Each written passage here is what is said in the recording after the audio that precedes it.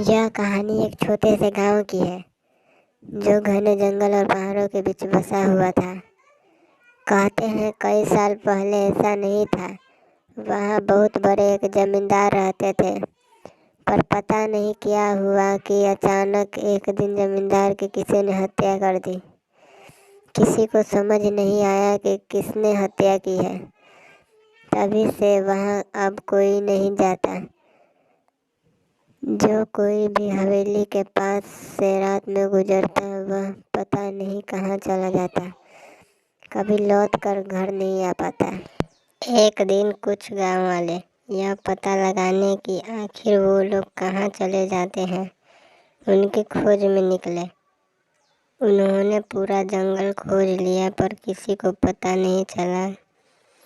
जब धीरे धीरे रात हो गई, गांव वाले वापस लौट ही रहे थे कि हवेली से किसी आदमी की आवाज़ सुनाई दी। वो आवाज़ हवेली से आ रही थी। उन लोगों को लगा कि हवेली में कोई फंस गया है और उसको हमारी मदद की आवश्यकता है। गांव वाले हवेली की तरफ चल दिए। हवेली के पास पहुंचते ही सभी को घुटन जैसा महसूस हुआ, लेकिन वो लोग अंदर चले गए। अंदर पहुंचते ही एक बहुत बड़ा सीढ़ी और बहुत से रूम थे। उन लोगों को समझ नहीं आ रहा था कि आवाज़ किधर से आई है। तभी वो आवाज़ फिर से उन लोगों को सुनाई दी। वो आवाज़ सीढ़ियों से आ रही थी।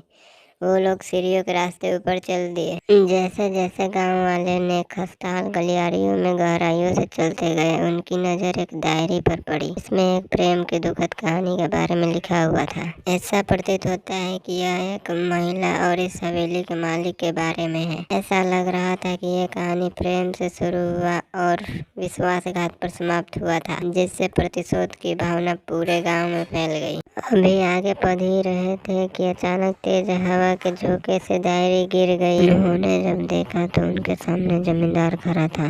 सभी गांव वाले डर के मारे इधर उधर बिखर गए और हमेशा के लिए जमींदार ने एक एक करके सभी को मार दिया।